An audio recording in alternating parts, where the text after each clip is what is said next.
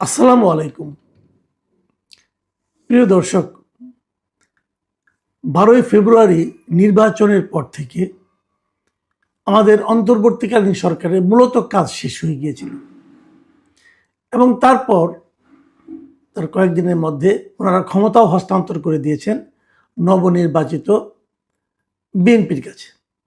এবং বিএনপি তার এর মধ্যে তাদের মন্ত্রিসভা গঠন করেছে, প্রধানমন্ত্রী হয়েছেন, অন্যান্য মন্ত্রীদের দপ্তর বন্টন হয়েছে। এবং তারপরেও প্রায় 2 সপ্তাহ কিন্তু প্রধান উপদেষ্টা মানে অন্তর্বর্তীকালীন সরকারের প্রধান উপদেষ্টা ডক্টর মোহাম্মদ ইউনূস ওনার যে সরকারি বাসভবন ছিল যমুনায়, ওখানে অবস্থান করেছেন এবং গতকালকে সেখান থেকে উনি ওনার গুলশানের বাসভবনে চলে গেছেন। মানে যতদিন পেরেছেন থেকেছেন সরকারি বাসভবনে। এই যে গেলেন, যাওয়ার পর থেকে ডক্টর মোহাম্মদ ইউনূসের স্ট্যাটাসটা কি দাঁড়াবে এখন? এখন উনি কি? এখন কি উনি সাধারণ মানুষ, যে কোনো সাধারণ মানুষ? না, উনি এখন যে কোনো মানুষ নন। উনি আগে গ্রামীণ ব্যাংকের যখন এমডি ছিলেন, অথবা গ্রামীণের লোক হিসেবে যখন গ্রামীণ ফাউন্ডেশনের লোক ছিলেন, অথবা গ্রামীণ টেলিকমের চেয়ারম্যান অথবা অন্য কিছু ছিলেন, তখন উনি যে মাপের লোক ছিলেন, ওনাকে সরকার যে পরিমাণ নিরাপত্তা দিত, তার সঙ্গে কিন্তু বর্তমানে নিরাপত্তার কোনো তুলনা হবে না। আইন অনুযায়ী উনি এখন রাষ্ট্রের অতি গুরুত্বপূর্ণ ব্যক্তি এবং এই গুরুত্বপূর্ণ ব্যক্তি হিসাবে ওনাকে বিবেচনা করা হবে ওনার দায়িত্ব ত্যাগের পরবর্তী 1 বছর। 1 বছর উনি রাষ্ট্রের অতি গুরুত্বপূর্ণ ব্যক্তি থাকবেন। তো আপনারা হয়তো বলবেন, থাকবেন, এটা নিয়ে আলোচনার কি আছে? না, আলোচনার কিছু আছে বলে আলোচনা করছি। এই থাকাটা কোনো অস্বাভাবিক না, এরকম থাকার নিয়ম আগেও ছিল। 2006 সালে একটা আইন করা হয়েছিল, সেটাকে এসএসএফ আইন বলতে পারেন আপনার। কারণ এই পর্যায়ে ওনাকে এসএসএফ, মানে আমরা যেটাকে বলি যে প্রেসিডেন্টের সঙ্গে থাকে, প্রাইম মিনিস্টারের সঙ্গে থাকে, যে স্পেশাল সিকিউরিটি ফোর্স এসএসএফ, ওই এসএসএফ এর একটা অর্ডিন্যান্স 2006 সালে হয়েছিল এবং তখন তারা কিছু কথা বলেছিল। এমনি যারা নাকি প্রেসিডেন্ট থাকেন, প্রধানমন্ত্রী থাকেন, তারা তো এসএসএফ এর সিকিউরিটি পান এবং তখন ওনারা থাকেন হলো ভিভিআইপি, মানে ভেরি ভেরি ইম্পর্টেন্ট পার্সন। কিন্তু ধরা যাক প্রেসিডেন্টের মেয়াদ শেষ হয়ে গেল, প্রধানমন্ত্রীর মেয়াদ শেষ হয়ে গেল, তখন তারা কি হবেন? তখন তাদের are very very important person থাকবেন না, তখন তারা হয়ে যাবেন ভেরি ইম্পর্টেন্ট পার্সন, মানে ভিআইপি, ভিভিআইপি না। তো ওনারা যখন ভিআইপি হয়ে যাবেন, তখনও তারা এসএসএফ পাবেন, মানে এসএসএফ এর নিরাপত্তা তারা পাবেন। কতদিন পাবেন? 3 মাস পাবেন। এটা 2006 সালে একটা আইন করা হয়েছিল।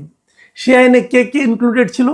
সে আইনে ইনক্লুডেড ছিল রাষ্ট্রপতি, প্রধানমন্ত্রী এবং তখন কিন্তু তত্ত্বাবধায়ক সরকারের ব্যাপারটা তখনও ছিল 2006 সালে, এবং তত্ত্বাবধায়ক সরকারের যিনি প্রধান উপদেষ্টা হবেন, এই 3 জন তার যে সরকারি দায়িত্ব, যে পদ, সেই পদের কাজ শেষ হয়ে যাওয়ার পরেও পরবর্তী 3 মাস তারা ভেরি ইম্পর্টেন্ট পার্সন হিসাবে, মানে অতি গুরুত্বপূর্ণ ব্যক্তি হিসাবে সরকারের কাছে বিবেচিত হবে, রাষ্ট্রের কাছে বিবেচিত হবে। রাষ্ট্র এদেরকে পরবর্তী 3 মাস এসএসএফ সহ এবং অন্য অন্য নিরাপত্তা সুযোগ সুবিধা দেবে। আরও একজনকে দেবে। সেই জনটা হলো যে জাতীয় সংসদে তিনি বিরোধী দলের নেতা হবেন। সেই বিরোধী দলের নেতা যখন নাকি নতুন তত্ত্বাবধায়ক সরকার দায়িত্ব গ্রহণ করবে, যেদিন থেকে নতুন তত্ত্বাবধায়ক সরকার দায়িত্ব গ্রহণ করবে, সেই দিন থেকে, তখন তার সংসদ থাকবে না, সেই দিন থেকে পরবর্তী 3 মাস পর্যন্ত ওই বিরোধী দলের নেতা যিনি থাকবেন, তিনিও ভেরি ইম্পর্টেন্ট পার্সন হিসাবে, মানে অতি গুরুত্বপূর্ণ ব্যক্তি হিসাবে রাষ্ট্রের কাছে বিবেচিত হবেন এবং রাষ্ট্র তাদেরকে নিরাপত্তা দেবে। এই আইনটা হয়েছিল 2006 সালে। 2006 সালের 29শে অক্টোবর এই আইনটা হয়। এখন এই আইনটা হওয়ার পর ঠিকই ছিল এ পর্যন্ত। তারপরে তো মনে করেন আপনার 14তে এসে তত্ত্বাবধায়ক সরকার উঠে গেল, তারপরে এবার আবার অন্তর্বর্তীকালীন সরকার এলো। এখানে এসে নিয়ে এখানেও আমরা একজন অন্তর্বর্তীকালীন সরকারের প্রধান উপদেষ্টা পেলাম। এখন প্রধান উপদেষ্টার কার্যকাল যখন শেষ হয়ে যাচ্ছে, উনি যখন শেষ হয়ে যাবেন, তাহলে ওনারও কিন্তু ওই একই নিয়মে 3 মাস সেই অতি গুরুত্বপূর্ণ ব্যক্তি হিসেবে নিরাপত্তা পাওয়ার কথা। কিন্তু এক্ষেত্রে আর তা হলো না। এক্ষেত্রে যে জিনিসটা হলো, আমরা দেখলাম যে এই বছরের মানে 2026 সালের মানে নির্বাচনের ঠিক দুদিন আগে নতুন একটা অধ্যাদেশ হলো, একটা সরকারি বিজ্ঞপ্তি হলো, এবং সেই বিজ্ঞপ্তিতে বলা হলো যে প্রধান উপদেষ্টা যিনি থাকবেন তিনি পরবর্তী মানে দায়িত্ব শেষ হওয়ার পরেও 1 বছরের জন্য উনি ভিআইপির মর্যাদা পাবেন। এই যে নতুন যে প্রজ্ঞাপনটা হয়েছে ফেব্রুয়ারির 10 তারিখে, সেখানে আসলে কি লেখা হয়েছে? সেখানে লেখা হয়েছে যে অন্তর্বর্তীকালীন সরকারের প্রধান উপদেষ্টা ডক্টর মোহাম্মদ ইউনূসকে তাহার দায়িত্ব হস্তান্তরের তারিখ হইতে 1 বছরের জন্য অতি গুরুত্বপূর্ণ ব্যক্তি হিসেবে এই সরকার ঘোষণা করলো, এবং এটা অবিলম্বে কার্যকর হবে। রাষ্ট্রপতির আদেশক্রমে মোহাম্মদ সাইফুল্লাহ পান্না, মানে এটা কে করলো? রাষ্ট্রপতি করলো, আদেশটা দিল রাষ্ট্রপতি। এখন অনেকে হয়তো প্রশ্ন করবেন যে দিন কয়েক আগে রাষ্ট্রপতি তো মানে খুব দুঃখ করে একটা ইন্টারভিউ বললেন যে তাকে কিভাবে ডক্টর ইউনূস পদে পদে অপমান করেছে, এটা তিনি বলেছেন। তো তার মানে রাষ্ট্রপতির সঙ্গে ডক্টর ইউনূসের সম্পর্ক মোটেই ভালো ছিল না, তারপরেও রাষ্ট্রপতি এই ধরনের একটা আদেশ দিল, তার জন্য এত ভালো কিছু করলো। বিষয়টা আসলে এরকম না, এরকম না কেন আমি বলি, বাংলাদেশের সব কিছুই রাষ্ট্রপতির আদেশ ক্রমে হয়। এখন আমার তো মাঝে মাঝে মনে হয় যদি রাষ্ট্রপতিকে কোনো কারণে সরে যেতে হয়, তখন হয়তো বলা হবে রাষ্ট্রপতির আদেশ ক্রমে ওনাকে সরিয়ে দেওয়া হলো। এটা একটা ফ্রেজ মাত্র, এটা একটা মানে বলা হয়ে থাকে। এদেশে যা কিছু হয়, যত আইন হয়, সবই রাষ্ট্রপতির আদেশক্রমে হয়। আসলে হয়তো অনেক কিছু রাষ্ট্রপতি জানেনও না। এই যে রাষ্ট্রপতির ওখান থেকে যে আপনার রাষ্ট্রপতির অভিযোগ করেছে যে ওনার ওখান থেকে যে মিডিয়া এই যে সেলটা ছিল ওটা সরিয়ে নেওয়া হয়েছে, যদি কোনো আদেশে নেওয়া হয়ে থাকে বলা হবে ওখানেও রাষ্ট্রপতির আদেশক্রমে হবে। রাষ্ট্রপতি অনেক কিছু জানেন না, কিন্তু ওনার আদেশক্রমে সব কিছু হয়। এবং বাংলাদেশের সংবিধানও অনেকটা এরকমই, যে রাষ্ট্রপতি যা কিছু করেন প্রধানমন্ত্রী পরামর্শক্রমে করেন। মানে উনি কোনো কিছু নিজে নিজে করতে পারেন না, মাত্র দুটো জিনিস ছাড়া। 1 নম্বর জিনিস হলো উনি একজনকে প্রধানমন্ত্রী নিয়োগ করতে পারেন নিজের ইচ্ছায়, আরেকজনকে প্রধান বিচারপতি করতে পারেন নিজের ইচ্ছায়। এছাড়া উনি নিজের ইচ্ছায় কিচ্ছু করতে পারেন না। কাজে এই যে ডক্টর ইউনূসকে 1 বছরের দেওয়া হয়েছে, এটাও ডক্টর ইউনূসেরই ইচ্ছায়, ডক্টর ইউনূস যেভাবে চেয়েছেন সেভাবে হয়েছে।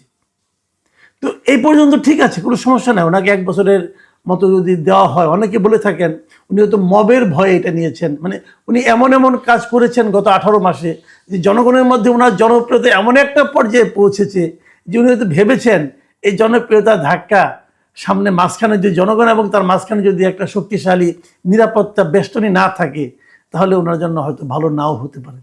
এটাকে আপনার মব বলেন আর যাই বলেন, এটা হতে পারে উনি ওরকমভাবে নিজেকে সেভাবে সুরক্ষিত রাখার কথা চিন্তা করছেন।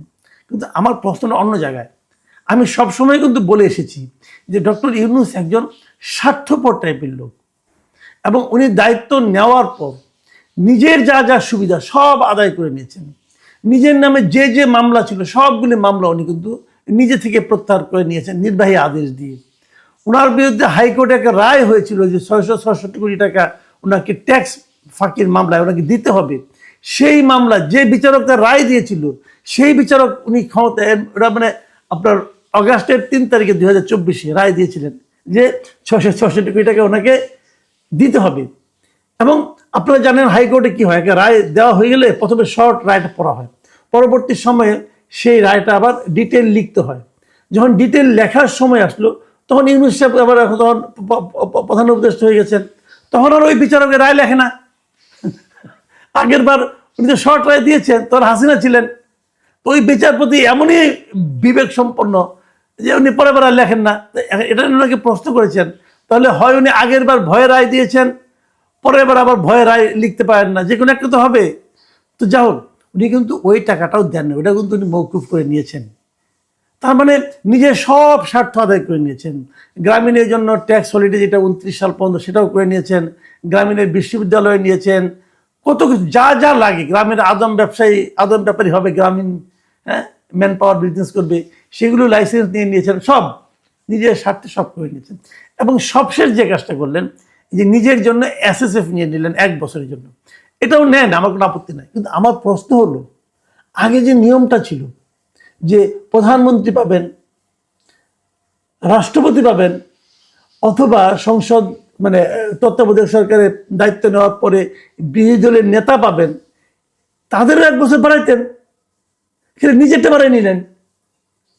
কারণ এই যে তারেক রহমান, উনি যখন নাকি আগামীতে যদি এই আইনগুলি থাকে, তাহলে আগামীতে উনি যখন ক্ষমতা থেকে চলে যাবেন, সংসদ ভেঙে যাবে, তারপরে উনি মাত্র ভিআইপি ইটা পাবেন, আপনার মানে ভিআইপি মর্যাদাটা ভোগ করতে পারবেন মাত্র 3 মাস।